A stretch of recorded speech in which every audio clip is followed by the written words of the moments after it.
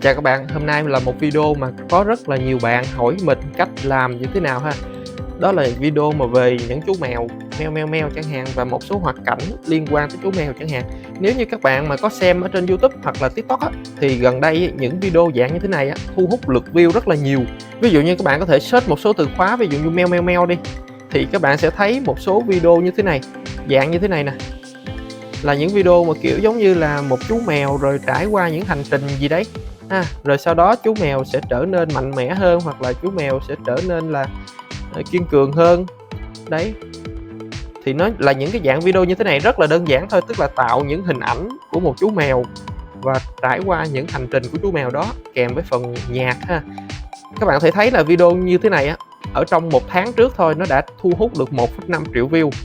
Thì những dạng video như thế này cực kỳ là hút view hết các bạn.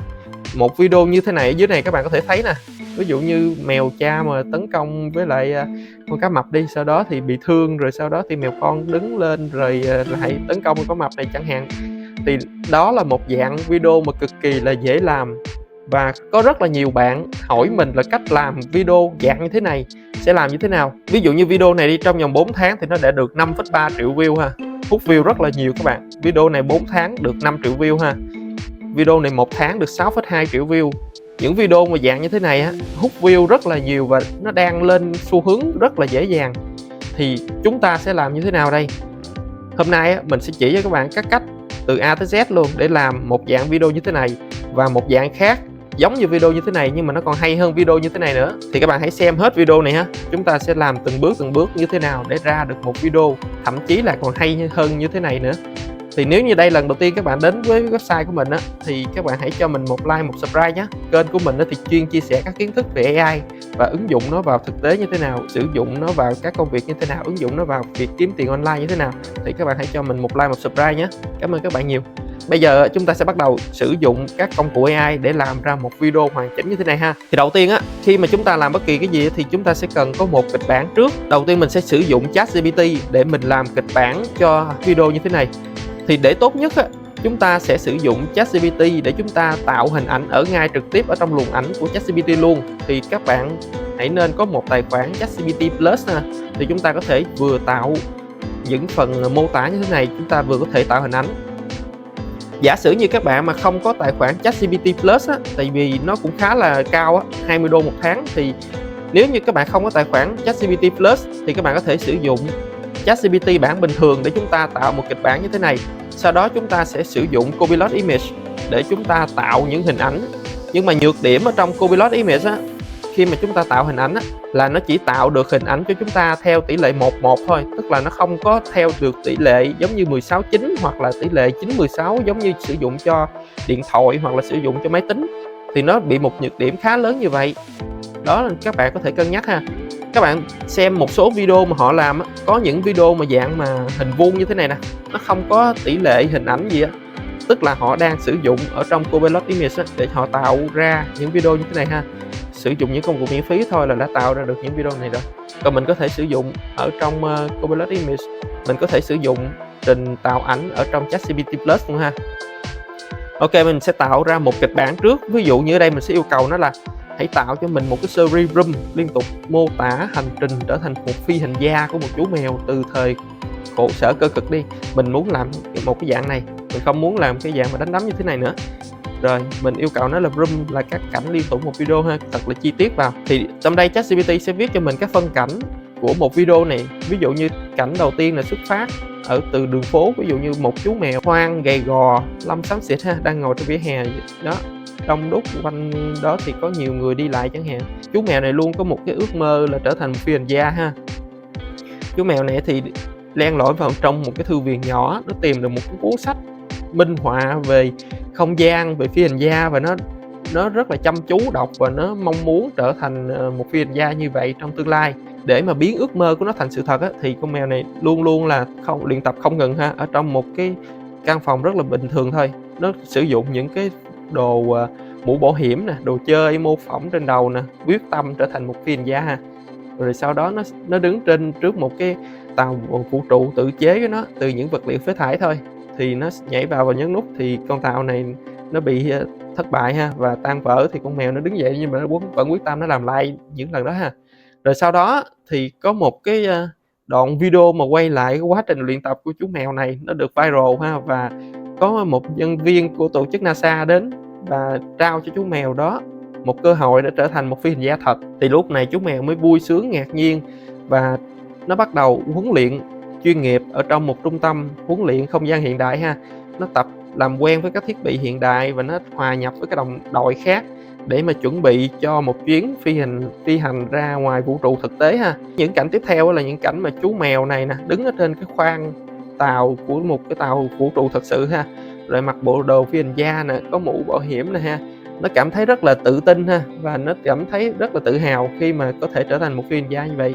Thì cuối cảnh á, thì nó sẽ nở một nụ cười rất là vui vẻ khi mà ước mơ của nó đã trở thành sự thật ha. Thì đó là một trong những cái kịch bản cực kỳ là đơn giản mà ChatGPT đã viết ra cho mình. Khi mà các bạn sử dụng ChatGPT á, thì đôi khi nó sẽ viết cái kịch bản đó nó khá là chung chung. Đôi khi nó viết kịch bản nó sẽ có quá là nhiều chi tiết ở trong một phân cảnh. Ví dụ như các bạn có thể thấy nè, ở trong phân cảnh đầu tiên nè, thì chú mèo gầy gò ha, ánh sáng có rất là nhiều thứ nè. Ví dụ như phân cảnh đầu tiên mình có thể tách ra làm hai cảnh nhỏ. Ví dụ như cảnh đầu tiên á, là cái cảnh chú mèo ngồi ở trên đường phố. Cảnh thứ hai là chú mèo nhìn lên bầu trời và ước mơ trở thành một phi hành gia. Tức là chúng ta có thể tách cảnh này ra làm hai cảnh nhỏ. Tương tự với những cảnh khác, ví dụ như là ở cảnh 4 đi, ở những thử nghiệm lần đầu tiên về tàu vũ trụ đi, thì chú mèo đứng trước một tàu vũ trụ nè. Đó, sau đó nhảy vào ấn nút nè, tàu vũ trụ rung lắc nè. Sau đó thì chiếc tàu vũ trụ mới thất bại và tan vỡ ha. Rồi sau đó nó đứng dậy không nản lòng và quyết tâm. Thì ở trong cảnh 4 nè, mình có thể tách ra làm 3 cảnh nhỏ nữa. Như vậy là thực tế ở trong những cảnh này á, nếu như chúng ta sử dụng ngay trực tiếp ở thời điểm này á, thì chúng ta sẽ không tạo ra được video đâu, mà chúng ta sẽ cần tạo ra những cái phân cảnh chi tiết hơn nữa. Mỗi cảnh nó có là một phân đoạn chi tiết hơn nữa. Thì đây mình sẽ yêu cầu ChatGPT là một cảnh có quá nhiều chi tiết đi, mình hãy phân nhỏ ra các cảnh là chi tiết, mỗi cảnh nó phân đoạn cụ thể thôi. Thì nó sẽ tiếp tục nó phân ra, ví dụ như trên đây mình đang có là 7 cảnh đúng không? Thì nó sẽ phân ra cho mình cảnh 1, cảnh 2 nè. Ví dụ như cảnh 1 là đường phố, cảnh 2 nhìn bầu trời nè, các bạn thấy chưa? Thì nó sẽ chia ra cho mình từ 7 cảnh như thế này, nó chia ra cho mình thành 17 cảnh, rất là chi tiết từng cảnh như thế nào á. Còn nếu như các bạn muốn chi tiết hơn nữa thì các bạn có thể yêu cầu nó là hãy tách những cái cảnh này ra chi tiết hơn nữa, thì số lượng cảnh của chúng ta nó sẽ nhiều hơn. Thì nhiều hơn thì đồng nghĩa với việc là video chúng ta nó sẽ mượt mà hơn và nó có cái độ liên kết với nhau hơn. Ví dụ như nó không phải là từ cái cảnh thứ nhất nó qua cảnh thứ hai quá đột ngột, mà nó sẽ có những cảnh chuyển thì nó sẽ mượt mà hơn.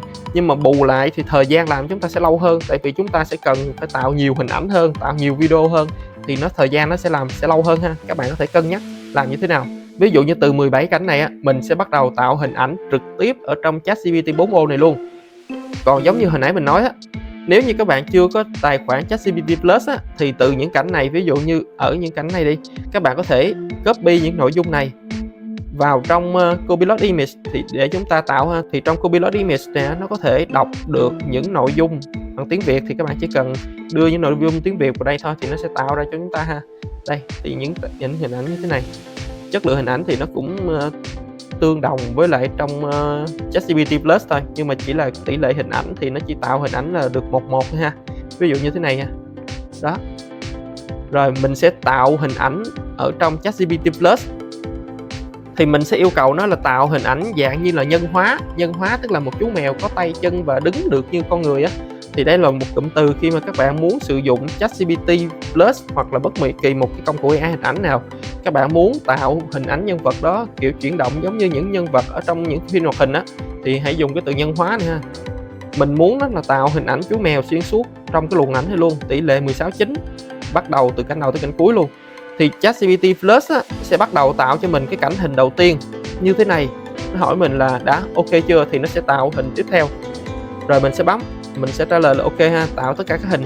Thì trong ChatGPT Plus hiện tại á, nó đã update lên một tính năng là tạo được tất cả các hình ở trong một cái luồng chat như thế này luôn, và trong một câu lệnh như thế này luôn. Chúng ta không cần phải yêu cầu one by one nữa. Ngày trước á, khi mà chúng ta tạo xong cảnh thứ nhất này, chúng ta sẽ yêu cầu nó là tạo tiếp cảnh thứ hai, tạo tiếp cảnh thứ ba, tạo tiếp cảnh thứ tư. Nhưng bây giờ không cần nữa, các bạn chỉ cần yêu cầu nó là tạo tất cả các hình, thì trong đây ChatGPT Plus này sẽ tạo ra cho các bạn lần lượt từng hình như thế này trong một luồng chat luôn, và nó không có mất nhiều thời gian ha. Cực kỳ là hữu ích cho chúng ta sử dụng, vừa có thể cố định được nhân vật, vừa có thể tạo được những hình ảnh xuyên suốt, không cần phải gõ từng lệnh, chúng ta không cần phải gõ từng lệnh nữa. Tuy nhiên khi mà chúng ta tạo hình ảnh ở trong ChatGPT Plus này thì các bạn hãy lưu ý là khi mà chúng ta tạo á, thì nó sẽ bị giới hạn khi mà chúng ta tạo một số lượng hình ảnh quá nhiều như thế này ở trong cùng một thời điểm. Ví dụ như ở đây các bạn có thể thấy, mình sẽ kéo xuống dưới, các bạn có thể thấy ví dụ như mình tạo thêm nhiều hình ảnh khác để nó chuyển những hình ảnh này liên kết với nhau này, thì các bạn có thể thấy nè, khi mà mình tạo đến một cái thời điểm nào đấy, đây, khi mình tạo đến một cái thời điểm nào đấy thì nó sẽ báo mình là mình tạo hình ảnh quá nhanh nè, để mà đảm bảo được chất lượng trải nghiệm cho tất cả mọi người á, thì nó sẽ có một cái rate limit ha. Tức là mình sử dụng nó sẽ có một cái hạn chế là khi bạn tạo tất cả hình ảnh trong một thời gian rất là ngắn như thế mà chúng ta tạo quá nhiều hình ảnh thì nó sẽ bị limit lại, và nó sẽ cho mình yêu cầu mình có thể là 3 phút, 4 phút, 5 phút gì đấy, hoặc mười mấy phút, hoặc là vài chục phút để mà chúng ta có thể tạo được nhiều hình ảnh hơn ha. Đó là một trong những hạn chế khi mà chúng ta tạo hình ảnh theo một dạng mà series hình ảnh như thế này luôn. Đấy, đó là các bạn có thể thấy ha, một số hình ảnh chúng ta đã tạo ra được như thế này. Và nhiệm vụ của chúng ta là sẽ bắt đầu download những hình ảnh này về, và chúng ta sẽ bắt đầu tiến hành những bước tiếp theo. Các bạn có thể chọn những hình ảnh nào ưng ý từ đầu tới cuối ở trong cái luồng chat này. Chẳng hạn ví dụ như mình thích những hình ảnh nào đấy thì mình sẽ download về và mình đưa nó vào một thư mục. Thì ở đây mình sẽ download nó tổng cộng khoảng 24-25 hình ảnh gì đấy. Khi mà các bạn download hình ảnh về á, các bạn nhấp vào hình ảnh bất kỳ nè, các bạn nhấp vào đây để các bạn save về máy á, thì nó sẽ hiển thị ra cho các bạn một file với định dạng là WebE-BP như thế này. Đây là một trong những định dạng hình ảnh để nó nén lại, để khi mà chúng ta có thể tải về thì nó nhẹ.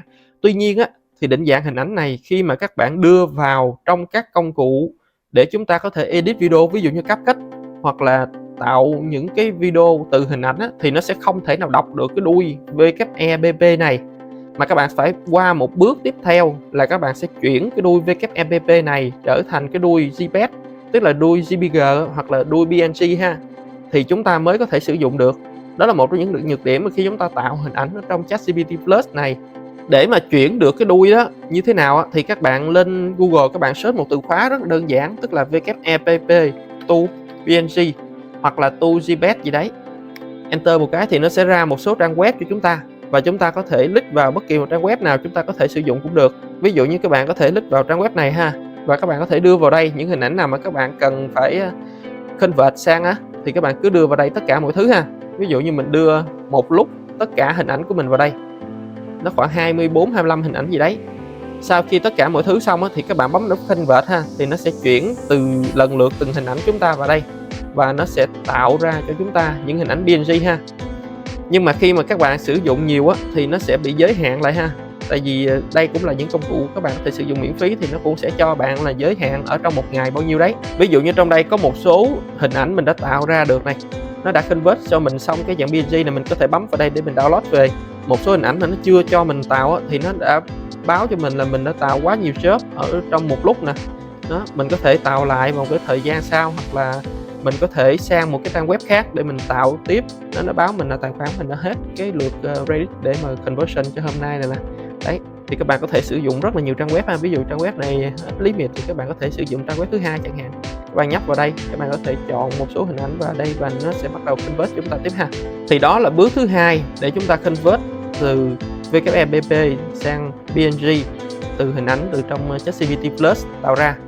Sau khi mà chúng ta đã convert xong á, thì chúng ta sẽ có một bộ hình hoàn chỉnh, và các bạn có thể rename nó lại, chúng ta có thể đặt tên nó lại theo thứ tự mà chúng ta mong muốn ha. Rồi, phần tiếp theo là phần chúng ta sẽ làm video. Thì làm video sẽ có hai dạng. Một là các bạn sẽ sử dụng trực tiếp hình ảnh đó, các bạn làm video luôn. Hai là các bạn sẽ chuyển hình ảnh đó trở thành những cái video ngắn, những animation. Sau đó chúng ta mới kết hợp những animation đó lại thành một video dài. Thì chúng ta sẽ làm dạng đầu tiên trước. Tất cả hình ảnh đó chúng ta sẽ kết hợp và chúng ta sẽ đưa nó thành một video hoàn chỉnh. Khi mà chúng ta cần làm như vậy á, thì chúng ta sẽ cần cái phần âm nhạc. Trên đây á, các bạn sẽ nghe tiếng meo meo meo meo meo meo meo meo gì đó thì nó sẽ hát như thế. Thì cái cách mà mình sử dụng thay thế á, đó là mình sẽ sử dụng là Suno AI để mình có thể tạo được cái phần âm nhạc này.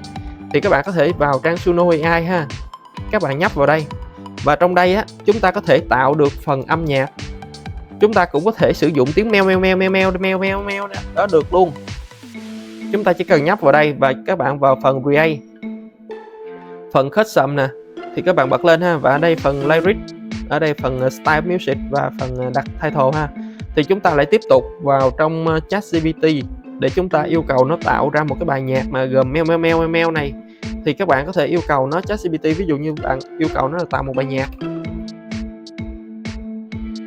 mình sẽ yêu cầu nó là tạo lyric cho một bài nhạc có giai điệu này ha, và mình yêu cầu nó thêm là ở đây nó đang tạo phần meo meo meo mà có thêm những cái chữ nữa ha. Ví dụ như các bạn mà không muốn có thêm phần chữ này thì các bạn sẽ yêu cầu ChatGPT là dùng 100% chữ meo meo meo thôi. Trong phần lyric nè, lyric đó tức là phần lời của bài hát ấy. Đấy thì nó meo meo meo meo vậy thôi. Thì các bạn có thể copy cái phần meo meo meo này nè vào trong Suno AI ha. Chúng ta sẽ copy cái phần này vào, đưa vào trong Suno AI, phần lyric nè, các bạn pass vào đây. Sau đó ở phần mà Style of Music á, thì các bạn sẽ copy cái phần này. Các bạn yêu cầu nó là chuyển cái phần mà Style of Music này thành tiếng Anh đi. Mình sẽ yêu cầu nó chuyển thành tiếng Anh để chúng ta có thể copy vào dễ dàng hơn ha. Đây, mình sẽ chuyển vào đây và mình có thể đặt cái tên đó là meo meo meo gì đi chẳng hạn. Đó, sau đó thì bấm Create thôi. Ở trong Suno AI á, mỗi tài khoản thì các bạn sẽ có 50 credit ha. Mỗi lượt như vậy thì nó sẽ tạo cho bạn 2 bài hát và các bạn sẽ tốn khoảng 10 credit ha. 10 credit cho một bài hát. Ok, chúng ta có thể nghe thử như thế nào. Chúng ta có thể nhấp vào đây và chúng ta nghe thử, nếu mà bài hát đó thấy cũng ổn thì chúng ta có thể sử dụng bài hát này. Đây là một trong những cách mà khi chúng ta sử dụng nhạc để nó không có bị dính bản quyền thôi các bạn. Tại vì nếu mà các bạn thích cái bài hát mà meo meo của những cái clip gốc đó, các bạn có thể tải về sau đó sử dụng cái phần âm nhạc này thì upload lên có khả năng sẽ bị dính bản quyền ha. Thì mình không có khuyến khích cách làm đó. Cách làm mà tốt nhất là chúng ta sẽ tạo mới tất cả mọi thứ. Ok ha, mình sẽ chọn phần này và sau đó mình nhấp vào đây, mình chọn vào download và phần audio. Thì mình sẽ download phần audio đó về. Sau đó thì chúng ta sẽ vào phần CapCut ha, mở CapCut lên. Ok ha, chúng ta sẽ mở phần CapCut này lên và các bạn đưa tất cả những hình ảnh nào của chú mèo mà chúng ta làm á, chúng ta đưa vào đây. Ví dụ như mình có tổng cộng 24, 25 hình ảnh gì đấy, mình sẽ đưa tất cả mọi thứ vào đây. Mình ở đây mình muốn làm theo tỷ lệ 16:9 thì mình sẽ chọn 16:9. Còn nếu như các bạn lúc đầu ngay thời điểm ban đầu á, các bạn muốn tạo theo tỷ lệ là hình ảnh là 9:16 thì các bạn có thể theo dạng hình ảnh 9:16 cũng được, tùy các bạn thôi. Các bạn muốn tỷ lệ nào thì các bạn làm theo hình ảnh đó thôi. Ok, sau khi mà chúng ta đưa vào thì chúng ta sẽ tiếp tục kéo phần nhạc vào đây. Phần nhạc này các bạn có thể nghe thử, các bạn có thể chọn thử phần nhạc nào mà ở đoạn nào nghe hay nhất thì các bạn có thể chọn. Ví dụ như mình có thể chọn từ đoạn này đi, mình cắt bỏ đoạn trên, bấm Ctrl B thì nó sẽ cắt thôi. Mình kéo vào đây ha, kéo về thì nó hơi ngắn một tí thì mình có thể chọn đoạn này. Muốn cắt chỗ nào thì các bạn chỉ cần bấm Ctrl B thôi ha. Chúng ta sẽ kéo về đây. Đấy, chúng ta sẽ kéo về cho nó phù hợp. Rồi fade in fade out các bạn có thể chọn khoảng 0,5 giây chẳng hạn. Thì chúng ta đã xong cái phần nhạc ở dưới ha. Rồi phần ở trên, cái phần hình ảnh ở trên đó, nó đang khá là đơn điệu ha. Thì để mình bớt đơn điệu đi thì các bạn sẽ chọn vào phần transition nè, và chúng ta sẽ kéo những hiệu ứng đó vào. Ví dụ như bất kỳ một hiệu ứng nào đấy để chuyển cảnh giữa hai cảnh thì các bạn có thể chuyển bất kỳ hiệu ứng nào đấy. Nếu như các bạn có tài khoản Pro thì các bạn có thể dùng tài khoản Pro để chúng ta sử dụng thì nó sẽ được nhiều hiệu ứng hơn. Còn nếu không thì các bạn có thể sử dụng như một tài khoản miễn phí cũng được, thì nó sẽ ít hiệu ứng hơn thôi, chứ nó cũng không có bị giới hạn nhiều lắm đâu. Ví dụ như đây mình sẽ đưa những phần hiệu ứng bất kỳ vào đây ha, để transition cho một cái đoạn như thế này, để mình đưa ra một cái thành phẩm cho các bạn xem luôn. Nếu có thời gian thì các bạn có thể xem từng cái hiệu ứng này như thế nào. Còn nếu không thì các bạn cứ thể kéo nó random như mình như thế này thôi. Để hiệu ứng nó thêm đẹp mắt á, video đẹp mắt giống như những video mà chúng ta xem á, thì nó sẽ có cái dạng là rung lắc của cái hình hoặc là nhiều cái hiệu ứng cho cái tấm hình khi mà chúng ta xuất hiện chẳng hạn, thì các bạn sẽ thêm phần effect này. Vào effect và chúng ta chọn vào video effect này ha. Chúng ta có thể chọn vào đây những hình ảnh kiểu như thế này. Ví dụ như hình ảnh đầu tiên thì nó có thể khá là buồn để cho tuyết rơi một chút chẳng hạn, hoặc là mưa xuống chẳng hạn. Đấy, các bạn có thể chọn đây, hoặc là các bạn có thể search đến đây ha. Chúng ta search kiểu như hiệu ứng là mưa xuống chẳng hạn. Đấy, thì các bạn có thể search đây, các bạn kéo hiệu ứng vào đây thôi. Vậy thôi thì nó sẽ rất là đơn giản ha. Đấy, mình sẽ random, mình sẽ kéo một số hiệu ứng bất kỳ vào trong video này để nó tạo ra những cái video mà cho chúng ta, để nó có sôi động hơn ha, để nó không có bị nhạt nhẽo quá. Ok, mình sẽ kéo một số hiệu ứng gì đây, random thôi nha. Các bạn có thể chọn những hiệu ứng khác các bạn thích. Bởi vì khi mà chúng ta làm như dạng như video như thế này á, thì cái phần hiệu ứng nó cũng khá là quan trọng á, tại vì nó chỉ là những hình ảnh tĩnh thôi. Nếu như chúng ta không kéo những phần hiệu ứng này vào để mà nó xuất hiện á, thì nó sẽ nhìn nó khá nhàm chán ha. Tại vì nếu mà chúng ta chỉ xem những cái phần hình ảnh thôi thì nó sẽ khá là nhàm chán các bạn. Chúng ta cần phải có những hiệu ứng này. Đây, mình sẽ kéo bất kỳ một cái hiệu ứng nào đấy vào trong. Đây, các bạn có thể xem lại thử một cái dạng video như thế này. Đấy, một chú mèo đang ngồi ngoài đường này ha.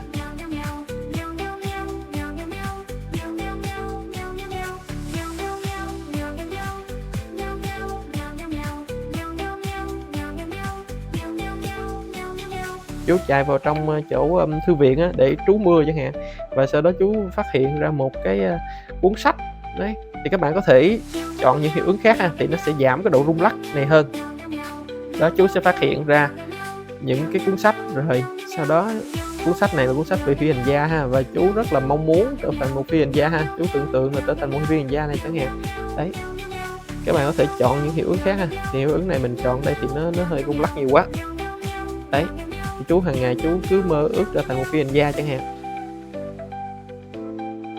Đấy, chú làm một cái tàu không gian vũ trụ của riêng mình này, và nó bị thất bại ngay lần đầu tiên ha.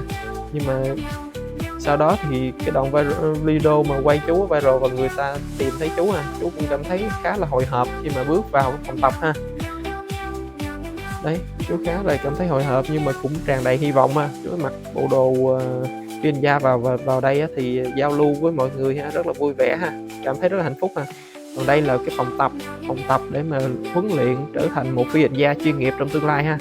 Đấy, các bạn có thể thêm một số cảnh về phòng tập này chẳng hạn. Rồi sau đó thì chú được nhận nhiệm vụ chính thức để mà bay vào vũ trụ ha, bay vào không gian ha. Sau đó thì đây là trong cái không gian của tàu vũ trụ nè, thì chú đang điều khiển tàu vũ trụ nè. Đó, cùng với những đồng đội khác nè, chú điều khiển nó vào không gian. Đó, thì lúc này là bay vào không gian rồi ha, và cuối cùng là chú mèo này cảm thấy rất là vui vẻ và chú cảm thấy rất là hạnh phúc ha. Ok, đó là kịch bản cực kỳ là đơn giản để chúng ta có thể tạo những video như thế này. Khi mà tạo xong á, chỉnh sửa hiệu ứng xong hết mọi thứ á, các bạn có thể thêm văn bản vào cũng được, hoặc là thêm bất kỳ một cái gì đấy để chú thích cho cái đoạn này nó trở nên nó dễ hiểu hơn, hoặc là chú thích nó để mà người nghe có thể nghe theo bạn, theo những gì mà bạn mong muốn á.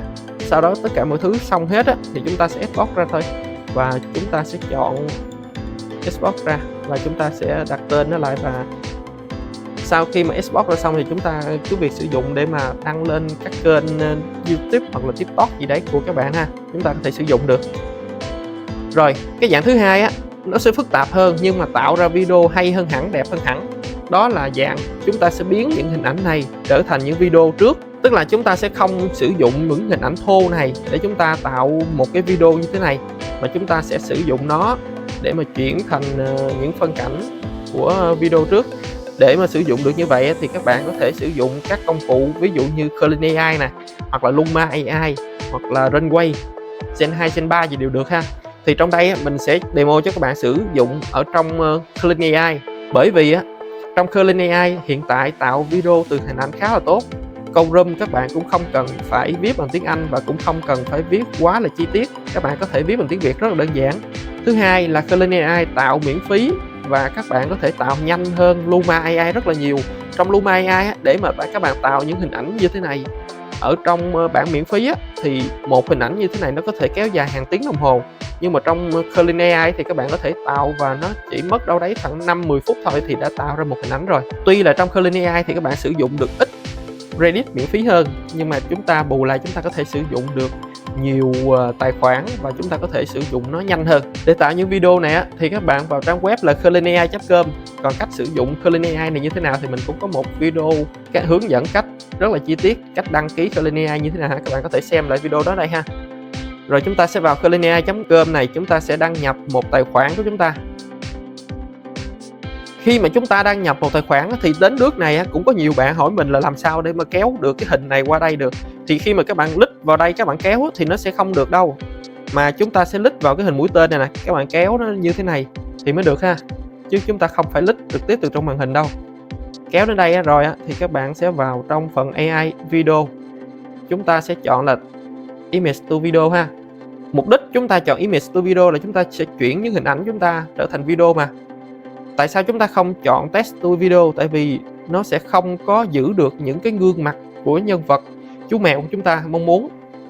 Hơn nữa là nó sẽ tạo ra những hình ảnh khá là random ha, và tỷ lệ lỗi mình thấy nó khá là nhiều.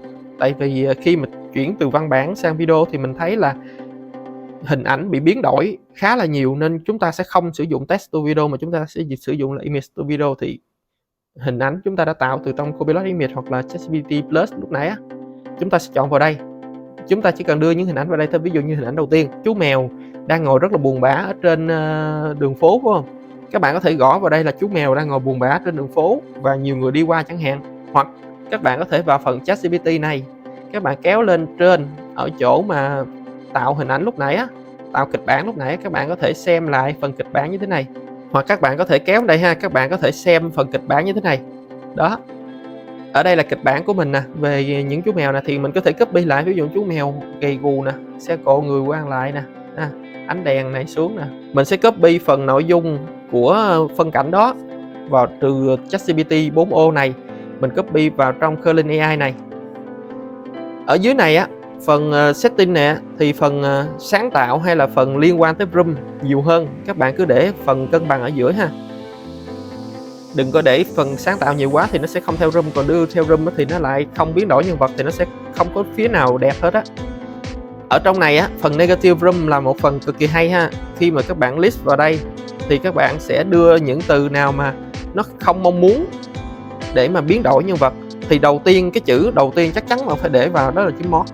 Chữ mod này có nghĩa là biến đổi nhân vật Ví dụ như từ chú mèo nó biến đổi thành một nhân vật khác chẳng hạn, thì chắc chắn để chữ đầu tiên là chúng ta sẽ để chữ mod. Còn một số từ khác các bạn có thể để vào, ví dụ như là chất lượng kém nè, poor quality hoặc là các bạn có thể thêm cái chữ là ugly, là cái chữ mà xấu thì các bạn có thể thêm vào. Hoặc là một số từ khác, ví dụ như là chữ noise nè, tức là nó bị nhiễu nhiều quá, thì đó là một trong những từ mà các bạn có thể sử dụng và các bạn có thể đưa nó vào đây. Ok ha. Và sau khi mà đưa xong tất cả mọi thứ thì các bạn sẽ bấm vào Generate và nó sẽ tạo ra cho chúng ta video dựa trên hình ảnh này. Các bạn sẽ làm tương tự như vậy cho tất cả những hình ảnh nào mà chúng ta muốn chuyển thành video. Trong thời gian đợi này thì các bạn chỉ cần bấm nút xóa đây đi. Mình sẽ đưa vào cái hình ảnh tiếp theo. Ví dụ như hình ảnh tiếp theo là hình ảnh chú mèo đang tìm thấy một quyển sách để chẳng hạn, và chú mèo đang đọc cái quyển sách đó, thì mình có thể kéo vào đây, mình sẽ tìm nè, mèo lật từng trang sách nè, thấy không? Tập trung vào chi tiết nhỏ này, mình có thể copy nó vào đây, mình paste vào đây. Khi mà các bạn tạo đây thì ở phần dưới này nó đều đã cố định lại rồi, các bạn chỉ cần chỉnh sửa hình ảnh và chỉnh sửa phần room ở đây thôi là chúng ta bấm Generate được rồi ha. Một tài khoản miễn phí như thế này mỗi ngày chúng ta sẽ có 66 Reddit, và khi mà chúng ta tạo video 5 giây thì chúng ta sẽ mất 10 Reddit ha. Như vậy thì 66 Reddit này chúng ta sẽ tạo được 6 hình ảnh. 6 hình ảnh để chuyển thành video. Nếu như các bạn mong muốn sử dụng nhiều hơn thì các bạn sẽ bấm vào đây để mà purchase a membership plan ha. Bấm vào đây thì chúng ta sẽ thấy các gói theo năm thì là 60 đô một năm. Còn nếu các bạn mua theo tháng thì nó có thể là 5 đô một tháng. Đây là cái gói cực kỳ là ưu đãi ha, và nó đang giảm giá 50% để cạnh tranh trực tiếp với lại Luma AI và Runway. thì nếu như các bạn có thể thì các bạn có thể cân nhắc sử dụng ha. 660 Reddit này thì các bạn có thể tạo 66 hình ảnh, mỗi hình ảnh là 5 giây, hoặc là các bạn có thể extend ra một cái video dài được tới 3 phút luôn. Thì đây là một trong những gói mà mình thấy nó khá là tốt ha, và chi phí nó cực kỳ tốt, chúng ta có thể sử dụng ở thời điểm hiện tại. Chỉ cần bấm vào đây purchase thì các bạn sẽ tiến hành mua có giống như bình thường thôi. Các bạn có thể sử dụng thẻ PayPal hoặc là các bạn có thể sử dụng thẻ Mastercard ha, để các bạn mua ha. Đây, rất là đơn giản thôi chứ không có gì khó khăn lắm đâu. Ok ha, bây giờ chúng ta sẽ tiếp tục tạo một số hình ảnh tiếp theo. Ví dụ như hình ảnh chú mèo lật sách rồi nè. Rồi mình sẽ tạo hình ảnh tiếp theo, ví dụ như hình ảnh mà chú mèo đang luyện tập ở trong phòng không gian khi mà đã được nhận vào đội không gian của NASA rồi ha chẳng hạn. Thì các bạn sẽ đưa vào đây, mình có thể là tham gia khóa huấn luyện đặc biệt này tại một cái trung tâm để mà trở thành một chuyên gia. Thì các bạn cứ tạo lần lượt như vậy nhé. Từng tài khoản chúng ta sẽ tạo được tối đa là 6 hình ảnh. Rồi giả sử như khi mà sử dụng hết 6 hình ảnh này thì sao? Thì các bạn có thể mua gói, đó là chuyện rất là dễ dàng rồi ha. Hoặc là các bạn có thể sign out tài khoản này ra và các bạn có thể đăng nhập một tài khoản Gmail khác. Hiện tại khi mà mình sử dụng ở trên Curly AI nè, một máy tính này hiện tại mình đang sử dụng rất là nhiều tài khoản ở trên đây, thì mình cũng chưa thấy là bị giới hạn như thế nào hết. Nên các bạn có thể sử dụng tạo ra nhiều tài khoản cho mình ha, để các bạn có thể tạo ra, ví dụ như các bạn có 10 tài khoản đi thì các bạn đã được tạo 60 hình ảnh hoặc là 60 video trong một ngày rồi, trong 24 tiếng đồng hồ rồi. Khi mà mình đã tạo ra tất cả những video này xong á, thì các bạn có thể bấm vào đây và các bạn có thể xem được kết quả như thế nào ha.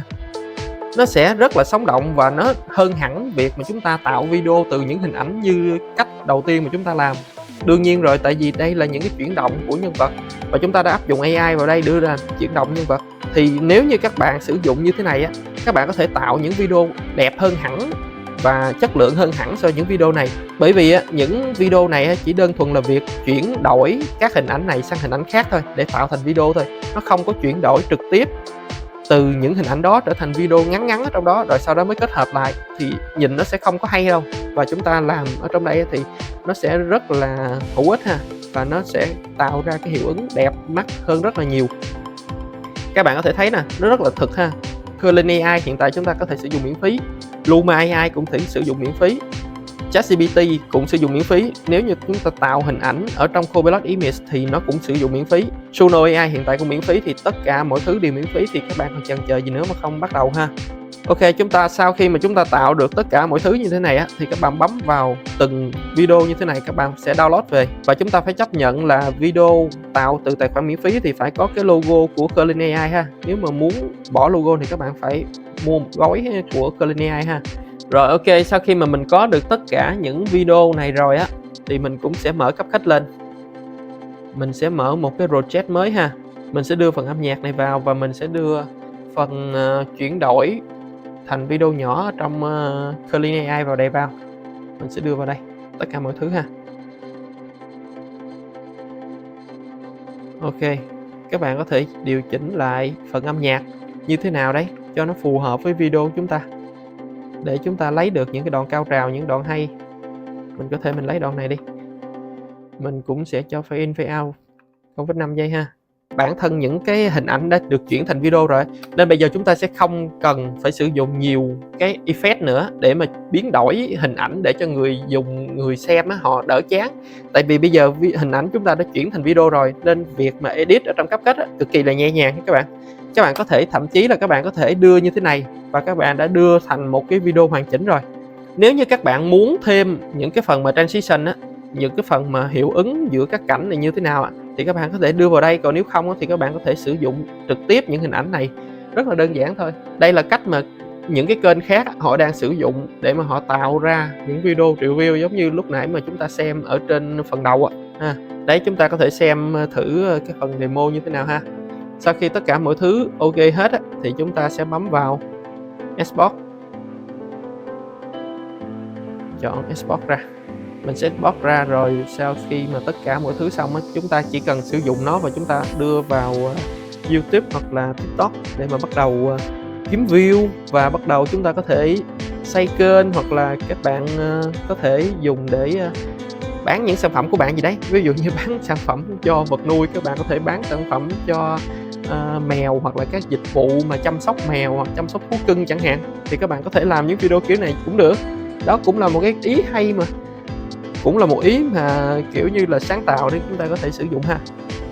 Rồi, ok, đây là một video mình chỉ cho các bạn từ A tới Z cách để các bạn có thể sử dụng và cách các bạn có thể tạo những video review như thế này. Thì còn chần chờ gì nữa mà không like, subscribe video này cho mình nhé. Và nhân tiện thì mình cũng có một khóa e-learning về AI, mình chia sẻ rất là chi tiết tất cả mọi thứ từ công cụ đến tư duy sử dụng công cụ đó như thế nào, và kết hợp các công cụ như thế nào để làm ra những thành phẩm cực kỳ là chất lượng ha. Thì các bạn có thể đăng ký dùng thử khóa e-learning này của mình ở dưới phần comment ha, mình để link ở dưới, các bạn có thể đăng ký một tài khoản học thử ha. Rất là dễ dàng và nhanh chóng nha các bạn. Rất là cảm ơn các bạn và hẹn gặp lại các bạn trong các video lần sau. Mình sẽ chia sẻ thêm một số cách làm một số case study hiện tại có trên thị trường mà đang hút view khá là nhiều ha.